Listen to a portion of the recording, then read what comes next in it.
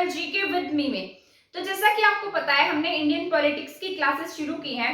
कल की क्लास में हमने राष्ट्रपति के निर्वाचन के बारे में पढ़ा था। तो आज की क्लास हमारी रहेगी आगे के आर्टिकल्स के बारे में। जैसा कि मैंने आपको पहले भी बताया कि आर्टिकल 52 से लेकर 61 में हम राष्ट्रपति जी के बारे में पढ़ेंगे तथा बाद में उनकी शक्तियों के बारे में, आपातकालीन शक्तियों के बारे में, वीटो पावर्स के बारे में, है ना, तो उन सब के बारे में कंप्लीट डिटेल से पढ़ लेंगे। पर आज की जो हमारी क्लास रहेगी वो रहेगी आगे के आर्टिकल्स के बारे में। मैंने आपको बताया कि सबसे पहले तो हम इस ट्रिक को अपने जो भी हम नोटबुक लेते हैं या कुछ भी जहां से हम पढ़ना स्टार्ट करते हैं, तो सबसे पहले हम 3-4 बार इस ट्रिक को लिखेंगे और साथ में इसके आर्टिकल्स लिखेंगे, तो ये हमें आराम से याद हो जाएगी। सबसे पहले मैंने लिखा आर्टिकल लिखा पकानी कोका दुयो दशम, ठीक है। तो इनके जितने भी जो ट्रिक्स थी उनके बारे में मैंने आपको वैसे भी पहले वाली क्लासेस में बता दिया है। पैसे है पद, कैसे क्या आता है कार्यपालिका का हेड, मतलब मैंने आपको बताया था कि जो राष्ट्रपति होंगे वो क्या होंगे, कार्यपालिका के हेड होंगे। तो अनौपचारिक रूप से क्या होते हैं, हेड होते हैं, ठीक है। इसके बाद नी से निर्वाचन, जिसके बारे में हमने कल की क्लास में कंप्लीट डिटेल के साथ में पढ़ लिया था कि इनका जो निर्वाचन होगा उसमें कौन कौन पार्टिसिपेट कर सकता है, कौन कौन सी विधानसभाएं आती है, मतलब कौन सी यूनियन टेरिटरीज आती हैं, क्या इसमें एंग्लो इंडियंस आते हैं नहीं है, तो उन सब के बारे में हम कंप्लीट पढ़ चुके थे। जिसको भी हमारी पहले वाली क्लास देखनी है तो हमारी प्लेलिस्ट में जाकर वो ये क्लास चेक कर सकता है या देख सकता है, ठीक है। को से क्या था, अब इसका को से क्या आता है, कोटा, ठीक है। फिर का से क्या, इनका कार्यकाल है, ठीक है। क्या आता है का से, कार्यकाल। दू से क्या था, इनका दोबारा निर्वाचन, ठीक है। क्या होगा इनका, दोबारा हम क्या कर सकते हैं, निर्वाचन कर सकते हैं, ठीक है। यो से क्या थी, इनकी योग्यताएं थी, क्या थी इनकी योग्यता।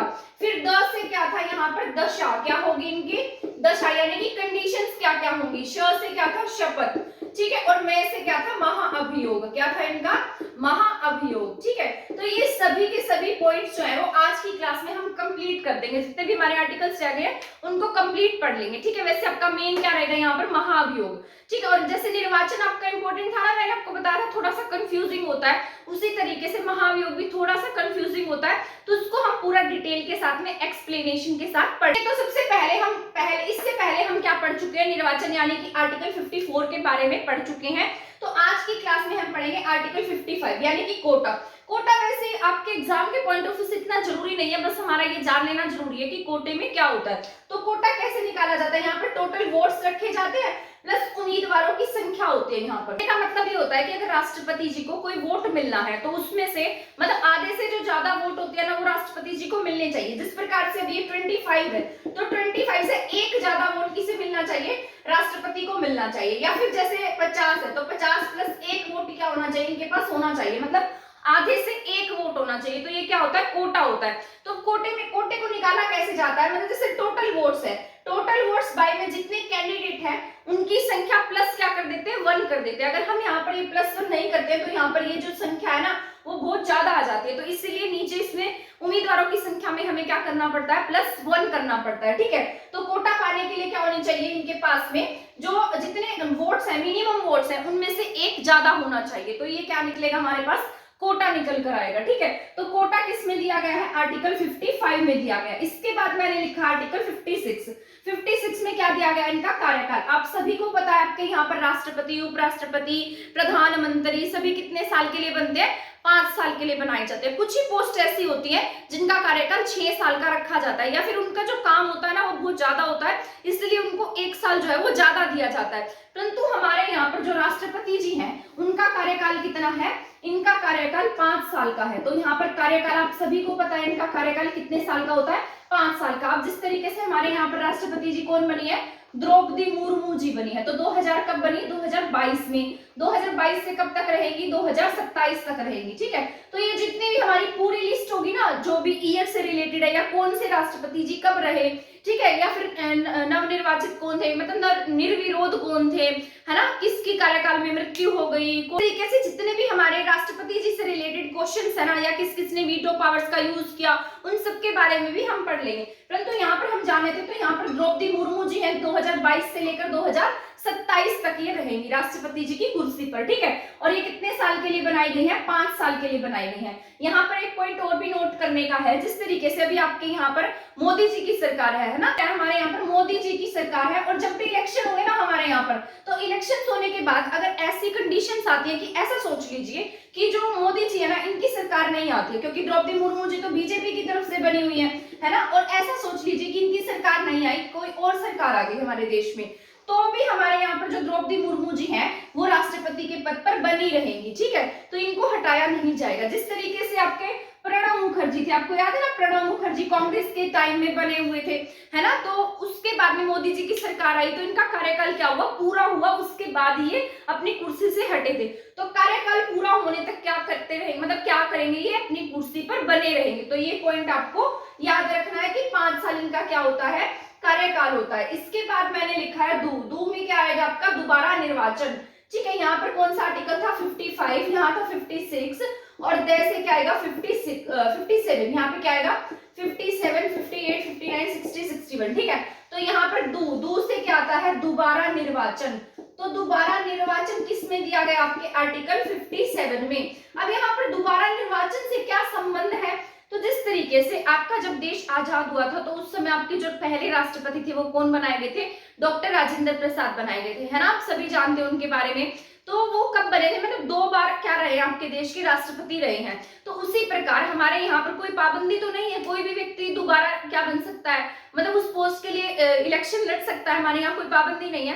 परंतु यहाँ पर हमारे इंडिया में क्या है, जो राष्ट्रपति का पद होता है ना, वो कैसा नहीं है, मतलब जिस तरीके से पैतृक नहीं है, एक तरीके से लगा लीजिए कि जिस तरीके से अगर आपके पिताजी क्या है? राष्ट्रपति हैं, तो उनका बेटा क्या नहीं बन सकता? राष्ट्रपति नहीं बन सकता, जैसा कि ब्रिटेन में होता है। अभी आपको पता होगा कि ब्रिटेन में महारानी जो एलिजाबेथ थी सेकंड, उनकी डेथ हो गई, तो उनका बेटा क्या बन गया? किंग बन गया, है ना। तो हमारे यहाँ पर ऐसा नहीं होता है, हमारे यहाँ राष्ट्रपति जी का क्या होता है? इलेक्शन होता है, और इलेक्शन के थ्रू ही यहाँ पर राष्ट्रपति जी का निर्वाचन किया जाता है। तो अगर हमारे यहाँ पर दोबारा से कोई निर्वाचित हो रहा है तो ऐसा नहीं होगा कि उसके लिए इलेक्शन हो, उसके लिए दोबारा से वही वाली पद्धति की जाएगी जो मैंने आपको निर्वाचन में समझाई थी ना, किस तरीके से वोट डाले जाते हैं। तो उसी तरीके से जिस तरीके से पहले इनके लिए वोट की जो प्रोसेस हुआ था, वही वोट की जो प्रोसेस होगी वो दोबारा से होगी। तो इनका इलेक्शन क्या होगा? दोबारा से होगा, और उसी प्रोसेस से होगा जैसे पहले हुआ था, ठीक है। तो ये क्या है? आपका दोबारा निर्वाचन है। दोबारा निर्वाचन कौन से आर्टिकल में है? आर्टिकल 57 में है। तो ये आपको याद रखना है, ठीक है। आर्टिकल 55 में मैंने अभी आपको क्या बताया है? कोटा के बारे में। 56 में बताया इनके कार्यकाल के बारे में। 57 में हम पढ़ चुके हैं इनके दोबारा निर्वाचन के बारे में। इसके बाद हम 57 और 58 को एक साथ पढ़ लेते हैं। क्या आएगा हमारे यहाँ पर? 7 तो हम पढ़ चुके हैं, किसको पढ़ेंगे? 58 एंड 59 को, इन दोनों को रिलेट करके पढ़ लेते हैं। तो 58 में हमारे यहाँ पर योग्यता है, और 59 में क्या है? कंडीशंस है, ठीक है। योग्यताएं जो होंगी वो कैसी साउंड में होगी? पॉजिटिव साउंड में होती है, और जो आपकी कंडीशंस होती है ना, वो ना की साउंड में होगी, मतलब ऐसा नहीं होना चाहिए, ये नहीं होना चाहिए, ऐसे नहीं होना चाहिए। और यहाँ पर क्या होगा? योग्यताओं में क्या होगी? अब हमारी कोई क्वालिफिकेशन पूछेगा तो ऐसा पूछेगा ना कि हमारे पास ये है। आप अगर आपसे पूछा जाए बताइए आपकी क्वालिफिकेशंस के बारे में बताइए, तो आप सबसे पहले क्या करेंगे कि मेरे पास ये है, मैं ऐसा काम कर सकता हूँ, मैं यहाँ जा सकता हूँ, है ना, मैं इस काम में योग्य हूँ, तो आप इस तरीके से बताएंगे। और कंडीशंस में क्या पूछेंगे तो आप क्या कहेंगे? ये ऐसा नहीं होना चाहिए, सैलरी इतनी होनी चाहिए। वो अगर आपसे कंडीशंस लगा दी जाती है तो वहां क्या आ जाती है? नेगेटिव साउंड आ जाती है, ना की साउंड आ जाती है। तो आपकी जो योग्यताएं है ना वो पॉजिटिव, और दशाएं जो है ना, कंडीशंस जो है वो ना की साउंड में लिखी गई है। तो इन दोनों को हम एक साथ यहाँ पर लिखकर पढ़ लेते हैं ताकि आपको उसमें आसानी रहे और आप इसमें कंफ्यूज भी ना हो, ठीक है। तो मैं यहाँ लिख देती हूँ आर्टिकल 58 एंड आर्टिकल 59। इसके बाद हमारा आर्टिकल 60 61 रह जाएगा, उसके बाद में भी हम उसके बारे में पढ़ लेंगे। आर्टिकल 58 एंड आर्टिकल 58 में क्या था? आपकी योग्यता थी। मैंने आपको बताया सबसे पहले क्या है? योग्यताएं हैं। और यहाँ पर 59 में क्या है? आपके 59 में दिया गया है यहाँ पर कंडीशन, यानी कि दशा, क्या क्या कंडीशंस होनी चाहिए, ठीक है। तो यहाँ पर हम पढ़ लेते हैं योग्यताओं में। अगर योग्यताओं की बात की जाए तो योग्यताओं में क्या होना चाहिए? मैंने यहाँ पर लिखा है योग्यताओं के बारे में कि जो राष्ट्रपति जी होते हैं इनकी क्या क्या योग्यताएं होनी चाहिए। सबसे पहले तो क्या होने चाहिए? भारत के नागरिक हो। क्या हो? भारत के नागरिक, है ना, ये तो आप सभी को पता है। राष्ट्रपति जी भी भारत के नागरिक होंगे, प्रधानमंत्री जी भी भारत के नागरिक होंगे, है ना। इनकी जो आयु है, एज कम से कम कितनी होनी चाहिए? 35 वर्ष। 35 वर्ष से कम इनकी आयु नहीं होनी चाहिए। तो 35 वर्ष क्या होनी चाहिए? इनकी एज होनी चाहिए, ठीक है। और हमारे यहाँ पर जो एमपी के इलेक्शन में खड़ा होता है उसकी एज कितनी होती है? 25 होती है। और यहाँ राष्ट्रपति जी की आयु कितनी है? कम से कम 35 वर्ष होनी चाहिए, ठीक है। और भारत के क्या हो? नागरिक हो। और यहाँ पर तीसरी कंडीशंस है कि जब ये राष्ट्रपति जी के इलेक्शन में खड़े हो रहे हैं तो इनके पास में 50 क्या होने चाहिए? प्रस्तावक, और 50 ही क्या होने चाहिए? अनुमोदक। अब मैं आपको बताऊंगी कि जो प्रस्तावक और अनुमोदक है ये क्या होते हैं, ठीक है। अब आपको प्रस्तावक, जैसा कि आपको नाम से पता लग रहा है, प्रस्तावक यानी कि प्रस्ताव देने वाले, ठीक है। तो 50 मेंबर ऐसे हो जो इनके नाम को कहां पर दे? चुनाव आयोग में दे, ठीक है। तो 50 प्रस्तावक ऐसे व्यक्ति हैं जो क्या देंगे? राष्ट्रपति जी का जो नाम है ना वो कहां देकर आएंगे? चुनाव आयोग को देंगे कि हमें क्या करना है, मतलब इन्हें राष्ट्रपति जी के इलेक्शन में खड़ा करना है। इनका नाम देंगे कि 50 व्यक्तियों ने क्या दिया, इनका नाम आगे भेजा है, ठीक है। अनुमोदक वो होते हैं जो इनके साथ में खड़े हैं, जो ऐसा चाहते हैं कि हाँ हम ये चाहते हैं कि राष्ट्रपति जी मतलब राष्ट्रपति बने, या हम इनके साथ में हैं, एक तरीके से लिखित में देंगे, ठीक है। तो अनुमोदक क्या देते हैं? उसे लिखित में पेश करते हैं, लिखित में जानकारी देते हैं कि हम इन्हें क्या बनाना चाहते हैं? राष्ट्रपति जी के इलेक्शन में खड़ा करना चाहते हैं। और ये क्या देंगे? सिर्फ बस चुनाव आयोग को ऐसा कहेंगे कि हाँ हमें मतलब इन्हें राष्ट्रपति जी के इलेक्शन में खड़ा करना है। मतलब यहाँ पर जो 50 प्रस्तावक होंगे ये क्या करेंगे? राष्ट्रपति जी का नाम जो है वो चुनाव आयोग को देंगे। और अनुमोदक क्या करेंगे? ये लिखित में, जो ये सांसद होंगे ना, ये लिखित में देंगे कि हाँ हम इनके साथ में हैं, हम इन्हें राष्ट्रपति बनाना चाहते हैं। अब आपको ये मतलब ये ऐसा हो रहा होगा कि 50 प्रस्तावक और 50 अनुमोदक क्यों लिए गए? इसको कम भी कर सकते थे, है ना। तो इस तरीके से तो आप और मैं या कोई भी जाकर राष्ट्रपति जी के इलेक्शन में खड़ा हो जाएगा। और फिर वहां पर मैंने आपको बताया था कि जिस तरीके से बहुत सारी फेजेस में इनकी जनगणना होती है, अब बहुत सारे कैंडिडेट खड़े हो जाएंगे तो कितने फेजेस की जनगणना हो जाएगी? ऐसे तो, है ना, सॉरी, कितने फेजेस की गणना हो जाएगी, मतलब कितनी उनकी काउंटिंग होगी, कितने फेजेस में होगी। ऐसे तो कोई भी जाकर राष्ट्रपति जी के इलेक्शन में खड़ा हो जाएगा। तो ये बहुत इजी नहीं होता, इसलिए इसको क्या बनाया गया? थोड़ा बहुत मुश्किल बनाया गया है, ताकि मतलब कोई भी ऐसे ही मतलब कोई भी आम व्यक्ति जो है इनके इलेक्शन में ना खड़ा हो सके, ठीक है। तो इसके लिए 50 प्रस्तावक, 50 अनुमोदक होने चाहिए। और ये दोनों क्या हो? अलग अलग हो। 50 प्रस्तावक भी अलग होने चाहिए और 50 अनुमोदक भी अलग होने चाहिए। तो मतलब टोटल कितने वोट्स होने चाहिए इनके पास? 100 वोट होने चाहिए। मतलब इलेक्शन में सिर्फ खड़े होने के लिए ही कितने वोटों की जरूरत है? इन्हें 100 वोट्स की जरूरत है, ठीक है। तो कितना टफ यहाँ पर इनका इलेक्शन होता है, यहाँ से आप अंदाजा लगा सकते हैं। तो 50 प्रस्तावक, 50 अनुमोदक, कम से कम आयु 35 वर्ष हो, भारत का नागरिक हो, ठीक है। और इनकी जो योग्यता है ना वो क्या होनी चाहिए? मतलब भारत का जो हमारे यहाँ पर संसद के सदस्य बनने की क्या होनी चाहिए? इनमें योग्यता होनी चाहिए। तो क्या होनी चाहिए? संसद का सदस्य बनने की योग्यता रखते हो। तो इनकी जो योग्यता है वो क्या होनी चाहिए कि इनमें इतनी क्वालिटी है, मतलब इनमें इनकी इतनी क्वालिफिकेशन है कि क्या कर सकते हैं। क्वालिफिकेशन तो पूछी नहीं जाती है, मतलब इनकी योग्यता है कि क्या कर सकते हैं, ये भारत की संसद के सदस्य बन सकते हैं, यानी कि संसद के सदस्य बनने की इनके पास क्या है? योग्यता है। तो इसमें जो क्या है ये योग्यताएं मैंने आपको यहाँ पर बता दी है। इसके बाद हम बात करते हैं कंडीशंस की। किसकी बात करेंगे? कंडीशन, यानी कि जो ना की साउंड में हो, पागल और दिवालिया नहीं होनी चाहिए। वैसे भी आपको पता है, क्या हम किसी भी ऐसे इंसान को क्यों बनाएंगे जो पागल होगा, है ना, क्या पता कौन सा निर्णय कब ले दे। तो पागल और दिवालिया क्या हो? नहीं होना चाहिए, ठीक है। मतलब इनके पास 15,000 की जमा राशि होनी चाहिए, क्योंकि यहाँ पर पॉजिटिव साउंड आ रही है ना। तो ये योग्यताओं में हम इसको काउंट करेंगे कि इनके पास कितनी जमा राशि हो? 15,000 रुपए की जमा राशि होनी चाहिए। यहाँ पर ये पागल ना हो, दिवालिया ना हो, ठीक है, किसी भी सदन के सदस्य ना हो। तो यहाँ पर क्या होगा? किसी भी सदन के, यानी कि ना तो राज्यसभा के और ना ही विधानसभा के सदस्य होने चाहिए, नहीं होने चाहिए, ठीक है। तो ये इनके सदस्य नहीं होने चाहिए, ठीक है। ये संसद के सदस्य नहीं होने चाहिए, विधानसभा के सदस्य नहीं होने चाहिए, या विधानमंडल के सदस्य नहीं होने चाहिए, है ना। और किसी भी सरकारी पद पर ना हो, यानी कि सरकारी नौकरी पर नहीं होने चाहिए। सरकारी नौकरी का मतलब है लाभ के पद पर ना हो, ठीक है। तो ये आपको याद रखना है। तो इसमें कुछ कंडीशंस हो गई हैं, उनके बारे में मैं आपको बता देती हूँ। सबसे पहले मैंने लिखा है पागल नहीं होने चाहिए, दिवालिया नहीं होने चाहिए, मेंटल और फिजिकली क्या हो? फिट होने चाहिए, ठीक है। किसी भी सदन के सदस्य नहीं होने चाहिए, ना ही लोकसभा के, ना ही विधानसभा के, ना ही विधान परिषद के और ना ही राज्यसभा के, ठीक है। उनकी योग्यता, उनकी इतनी योग्यता हो कि वो उसका सदस्य बन सकते हैं, परंतु उसके सदस्य होने नहीं चाहिए। अगर ऐसा होता भी है ना, तो अगर मान लो कोई भी व्यक्ति है जो लोकसभा या राज्यसभा का सदस्य है, ठीक है, सदस्य बनने के बाद बाद सदस्य है और वो क्या करता है, राष्ट्रपति के इलेक्शन में खड़ा हो जाता है और वो राष्ट्रपति जी बन भी जाता है, ठीक है। राष्ट्रपति बनने के बाद उसे उस पद से क्या देना पड़ेगा, इस्तीफा देना पड़ेगा। तो ये क्या है यहाँ पर कंडीशंस है। लेकिन जो हमारा यहाँ सरकारी पद होता है ना, जिस तरीके से अब कोई राष्ट्रपति का इलेक्शन में खड़ा होना चाहता है, ठीक है, तो उसके लिए जो सरकारी पद है उसका त्याग करना पड़ेगा, यानी कि सबसे पहले रिजाइन देना पड़ेगा, तभी आप इलेक्शन में खड़े हो सकते हैं। परंतु यहाँ पर ऐसा नहीं है। जो विधानसभा का सदस्य है, लोकसभा का, राज्यसभा का, विधान परिषद का सदस्य है ना, वो इसके लिए रिजाइन नहीं देगा, वो जीतने के बाद रिजाइन देगा, ठीक है। तो ये क्या है, यहाँ पर हमारे कंडीशंस है जिसके बारे में मैंने आपको बताया है। तो कंडीशंस आर्टिकल 59 में थी और योग्यताएं आर्टिकल 58 में थी। 58 में क्या है, भारत का नागरिक होना चाहिए, उनकी आयु 35 वर्ष होनी चाहिए, ठीक है, उनके पास 15,000 तक की जमा राशि होनी चाहिए, और क्या है 50 प्रस्तावक 50 अनुमोदक होने चाहिए, और संसद का सदस्य बनने की क्या रखता हो, योग्यता रखता हो, ठीक है। तो इतना हम यहाँ पर पढ़ चुके हैं इनकी योग्यताओं के बारे में और इनकी कंडीशंस के बारे में।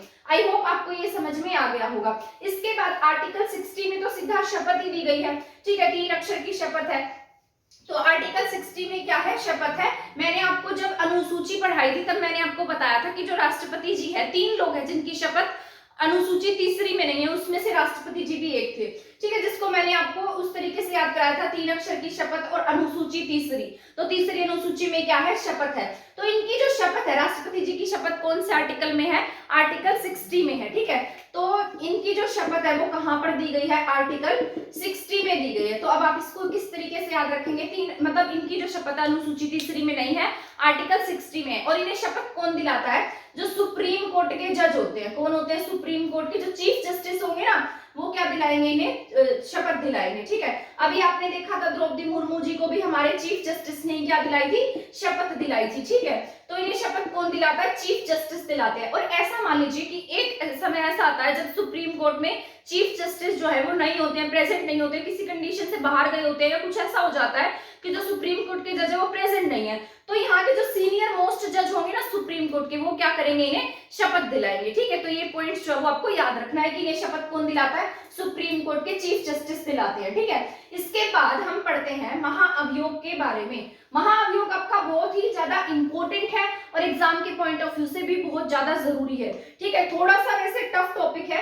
पर इतना भी टफ नहीं है कि आप उसे समझ ना सकें, ठीक है। जिस तरीके से निर्वाचन मैंने आपको बताया था उसी तरीके से आपका महाअभियोग भी है, ठीक है। मैंने आपको बताया था कि जब इसका इलेक्शन होता है ना तो इसमें कौन कौन पार्टिसिपेट करते हैं, उसी तरीके से महाअभियोग भी उसी तरीके से, जिस तरीके से ये, और मैंने आपको 2 इस तरीके से सर्कल बनाकर समझाए थे, यहाँ पर इस तरीके से और यहाँ इस तरीके से। तो यहाँ लोकसभा है, यहाँ क्या है आपके राज्यसभा, यहाँ विधानसभा और यहाँ विधान परिषद। जैसा कि कल की क्लास में हमने पढ़ा था कि जो राष्ट्रपति जी होते हैं इनके इलेक्शन में कौन कौन पार्टिसिपेट कर सकता है ना। तो मैंने आपको बताया था कि इनके इलेक्शन में लोकसभा के सदस्य, राज्यसभा के सदस्य क्या कर सकते हैं, पार्टिसिपेट कर सकते हैं, यानी कि इनको वोट दे सकते हैं। साथ साथ विधानसभा के सदस्य वोट देंगे पर विधानसभा के सदस्य वोट नहीं देते हैं।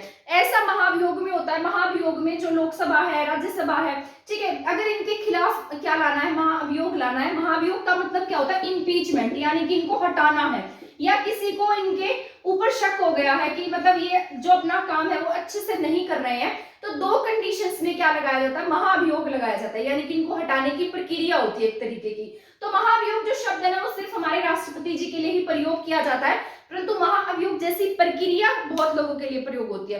तो महाअभियोग किसके लिए प्रयोग होगा, हमारे इनके लिए, क्या कहते हैं, राष्ट्रपति जी के लिए, ठीक है। तो इन 2 कंडीशंस ऐसी हैं जिसके थ्रू हम क्या कर सकते हैं, इन पर महाअभियोग लगा सकते हैं। एक तो इस तरीके पर कि जो इनका प्रभाव है ना वो विदेश में ज्यादा है, मतलब विदेश के लोगों की ज्यादा बात ही मानने लग गए हैं, ठीक है, और हमारे देश को उससे क्या हो रहा है, नुकसान हो रहा है, तो विदेशी प्रभाव इन पर ज्यादा पड़ गया है, ठीक है। या फिर एक कंडीशन हो जाती है कि ये संविधान में लिखी हुई बातों का क्या नहीं कर रहे, पालन नहीं कर रहे हैं, ठीक है, तो संविधान का पालन नहीं कर रहे। तो ऐसी कंडीशंस में क्या हो जाता है, हम इन्हें क्या कर सकते हैं, हटा सकते हैं। संविधान का पालन ना करने का मतलब ये होता है कि जिस तरीके से देखिए संविधान में साफ लिखा गया है कि जो राष्ट्रपति जी होंगे वो मंत्रिमंडल की सलाह पर काम करेंगे, है ना, ऐसे लाइनें लिखी गई हैं। तो इस तरीके से तो अगर ये मंत्रिमंडल की बातों को नहीं मानते हैं, या जिस तरीके से जो प्रधानमंत्री जी ने कहते हैं उनका कहना नहीं मानते हैं, तो क्या हो सकता है, उसके लिए ये इन पर इम्पीचमेंट लगा सकते हैं। इम्पीचमेंट लगाकर इन्हें क्या किया जा सकता है, हटाया जा सकता है। तो एक तरीके से इम्पीचमेंट या महाअभियोग ऐसी प्रक्रिया है जिसके तहत राष्ट्रपति जी को क्या कर सकते हैं, इनके पद से हटा सकते हैं। ठीक है, तो ये दो कंडीशंस होती है, एक तो ये हो गई कि विदेश में प्रभाव ज्यादा होने लग गया है ना, हमारे देश की बात ना मानकर दूसरे देश की बात मानी जा रही है, और या फिर ऐसी कंडीशंस हो जाए कि वो हमारे संविधान का पालन नहीं कर रहे हैं, संविधान में लिखी हुई बातों का पालन नहीं कर रहे हैं। तो ऐसी कंडीशंस में हम इन पर इम्पीचमेंट लगा सकते हैं या फिर महाभियोग लगा सकते हैं। ऐसा अब तक तो एक बार भी नहीं हुआ है कि किसी भी राष्ट्रपति पर महाभियोग लगाया गया हो, आज तक एक भी राष्ट्रपति पर हमारे यहाँ पर महाभियोग नहीं लगा है। पर अगर ऐसी कंडीशंस पैदा हो जाती है तो उसके लिए क्या क्या प्रोसीजर है, तो सबसे पहले मैंने यहाँ लिखा है लोकसभा, राज्यसभा और विधानसभा। तो इनके जो महाभियोग होता है इसमें कौन इन पर महाभियोग लगा सकता है, तो मैंने आपको बताया था कि इनके इलेक्शन में ये दोनों ये पार्टिसिपेट करते हैं विधानसभा के सदस्य, परंतु जब इन पर महाभियोग लगाया जाता है तो ये इसमें पार्टिसिपेट नहीं करते हैं। ठीक है, तो महाभियोग में लोकसभा के सदस्य और राज्यसभा के सदस्य ही इन पर महाभियोग लगा सकते हैं। ऐसा इसलिए किया गया, आपके दिमाग में ऐसा सवाल उठेगा कि ऐसा क्यों किया गया, क्योंकि इनके इलेक्शन में तो ये आए थे है ना, वोट डालने के लिए तो आए, परंतु जब हटाना है तब ये क्यों नहीं आए। तो अब आप यहाँ पर दिमाग लगाइए कि जिस तरीके से आपकी संसद है ना, संसद में कौन बैठते हैं, संसद में लोकसभा के सदस्य होते हैं और राज्यसभा के सदस्य होते हैं। तो इन्हें ही पता होगा कि राष्ट्रपति जी हमारा कहना मान रहे हैं, नहीं मान रहे हैं, काम कर रहे हैं हमारे अकॉर्डिंग, मतलब जो संविधान है उसके अकॉर्डिंग काम कर रहे हैं या नहीं कर रहे हैं, है ना। तो ये राज्यसभा के सदस्यों को या लोकसभा के सदस्यों को पता होगा, क्योंकि बिल तो यही से पास होंगे है ना, साइन तो यही कराएंगे, एमपी के कहना ही इनको मानना होता है। तो इस तरीके से यहाँ पर जो लोकसभा और राज्यसभा है वही केवल इनके ऊपर महाभियोग लगा सकते हैं, यानी कि जो संसद है सिर्फ संसद के द्वारा ही इन पर महाभियोग लगाया जा सकता है, इन लोगों का इसमें कोई भी काम नहीं होता है। ठीक है, और यहाँ पर कौन, अब मैंने आपको बताया था कि जब इनका इलेक्शन होगा ना तब यहाँ पर दो जो एंग्लो इंडियंस होते हैं वो भी नहीं आएंगे और जो मनोनीत सदस्य होते हैं इनके इलेक्शन में वो भी नहीं आएंगे, परंतु यहाँ अपोजिट हो जाता है, यहाँ महाभियोग है ना तो लोकसभा के 2 सदस्य भी आते हैं और राज्यसभा के 12 सदस्य भी इसमें आते हैं। तो ये 14 सदस्य भी जो है इनके महाभियोग में हिस्सा लेते हैं। ठीक है,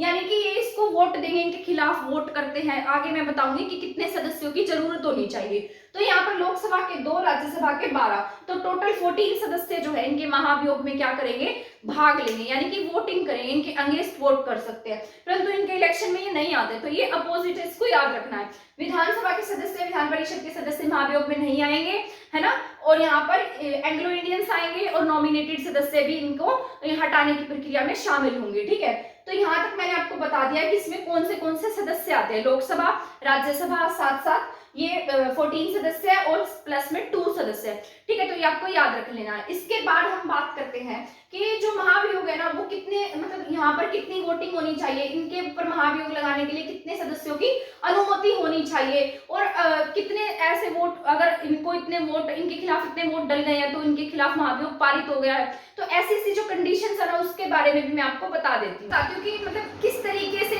इनको हटाने के लिए या मतलब इनकी प्रक्रिया जो है वो किस तरीके से शुरू होती है। तो जिस तरीके से आपके लोकसभा और राज्यसभा 2 सदन है, इन दोनों सदनों में से किसी भी सदन में इनके खिलाफ महाभियोग पारित किया जा सकता है या शुरुआत की जा सकती है। अब मान लीजिए जो राज्यसभा है, राज्यसभा में 245 मेंबर्स होते हैं है ना, उन मेंबर्स का 1/4 सदस्य, यानी कि 25% जो सदस्य हैं राज्यसभा के वो क्या करने, लिखित में दे दें कि हमें इन पर क्या है, संदेह है और हम इनके खिलाफ क्या लाना चाहते हैं, महाभियोग लाना चाहते हैं। ठीक है, तो यहाँ पर क्या हो सकता है, इनके खिलाफ महाभियोग की जो प्रक्रिया है वो शुरू हो जाएगी। तो 1/4 सदस्य, यानी कि जितने प्रेजेंट जहां पर पारित किया जा रहा है, जैसे राज्यसभा में पारित हो रहा है तो उस राज्यसभा के 25% मेंबर क्या करें, लिखित में दें कि हमें इनके खिलाफ ये कंडीशंस, मतलब ये इसको फॉलो नहीं कर रहे हैं, ऐसी कंडीशंस हो गई हैं है ना, तो हमें इनके खिलाफ महाभियोग लाना, तो इनकी प्रक्रिया शुरू हो जाएगी। महाभियोग पारित नहीं हुआ है, सिर्फ प्रक्रिया शुरू हुई है। ठीक है, तो इनके खिलाफ क्या हो जाएगी, यहाँ पर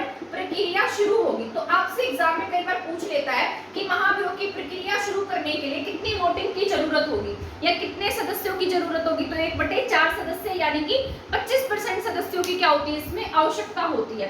किसमें, किसी भी सदन में जिसमें हम महाभियोग पारित कर रहे हैं, जिस सदन में इनके खिलाफ महाभियोग का प्रस्ताव लाया जा रहा है, चाहे वह लोकसभा है या चाहे वह राज्यसभा है। अगर लोकसभा में ऐसा होता है तो लोकसभा में भी इतना ही होना चाहिए, 25% मेंबर जो क्या करें, लिखित में दे। ठीक है, तो अगर इनके खिलाफ क्या लाना है, महाभियोग लाना है, तो पक्ष और विपक्ष दोनों मिलकर इनके खिलाफ क्या ला सकता है, महाभियोग ला सकता है। ठीक है, हटा कब सकते हैं, इन्हें हटाया जा सकता है 2/3 सदस्य, यानी कि जो 66% सदस्य हैं वो क्या कर दे, वोट कर दे, तब इन्हें हटाया जा सकता है। ठीक है, अब मान लीजिए इन्होंने राज्यसभा में पारित किया, पारित करने के बाद यहाँ पर जो 2/3 सदस्य थे राज्यसभा के, यानी कि 66% वो लोगों ने वोट कर दिया कि हम क्या चाहते हैं, मतलब इनको हटाना चाहते हैं, इन्होंने सच में गड़बड़ियां की हैं, तो ऐसा कर दिया तो ये क्या हो जाएगा, पारित हो जाएगा, यानी कि इनके खिलाफ जो महाभियोग है वो सच हो गया, तो क्या हो जाएगा, यहाँ पर पारित हो जाएगा। और फिर ये कहाँ भेजा जाएगा, दूसरे सदन में। ठीक है, दूसरे सदन में भेजने से पहले 14 डेज पहले इनको क्या दी जाएगी, सूचना दी जाएगी कि भाई आपके खिलाफ क्या लग गया, महाभियोग लग चुका है, और अगर आप अपनी सफाई में कुछ कहना चाहते हैं या हमसे कुछ गलती हो गई है, आपसे कुछ गलती हो गई है, आप कुछ कहना चाहते हैं या अपने बचाव में कुछ करना चाहते हैं, तो उनको 14 डेज पहले नोटिस भेजा जाएगा। ठीक है, और उस 14 डेज के बीच में ये क्या कर सकेंगे, जिस तरीके से 14 दिन पहले क्या भेजा गया, इन्हें नोटिस भेजा गया किसे, राष्ट्रपति को।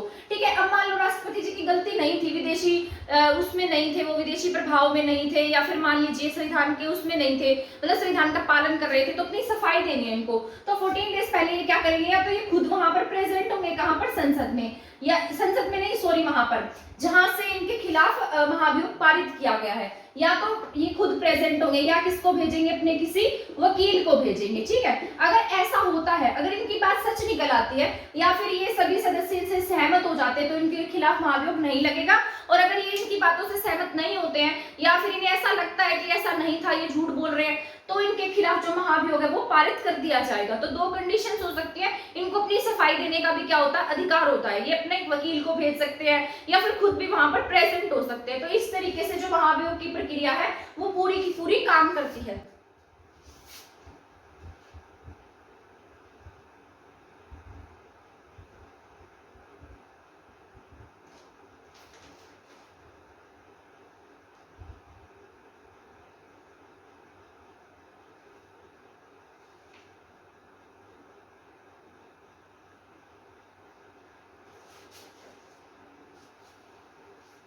ठीक है, तो यहाँ पर आप समझ गए होंगे कि दोनों सदन में से क्या होना चाहिए, पारित हो जाएगा बाद में, और ये लाया किसी भी सदन में जा सकता है। ठीक है, जिस प्रकार राज्यसभा में लाए है ना, वहां पर 1/4 सदस्यों ने लिख कर दिया, बाद में टोटल कितने 2/3 सदस्यों ने इसके लिए हाँ भर दी कि हम इनको हटाना चाहते, तो सच में ये क्या होंगे, हट जाएंगे, फिर दूसरे सदन में भेजा जाएगा।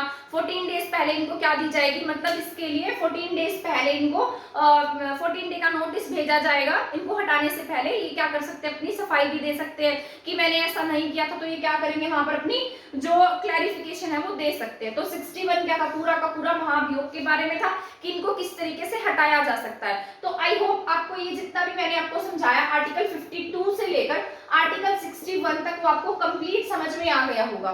ठीक है, तो पारित करने के लिए, यानी कि जो इनके खिलाफ महाभियोग है उसको पारित करने के लिए 1/4 सदस्य चाहिए, और अगर पारित हो गया, ऐसा समझिए कि महाभियोग लग गया है, तो इनके लिए 2/3 सदस्य की क्या होनी चाहिए, अनुमति होनी चाहिए। यहाँ पर 25% लोग वोट करें और यहाँ पर 66%, तो ये क्या होगा, क्या होंगे, अपनी जो कुर्सी है उससे हट जाएंगे, महाभियोग इनके खिलाफ लग जाएगा।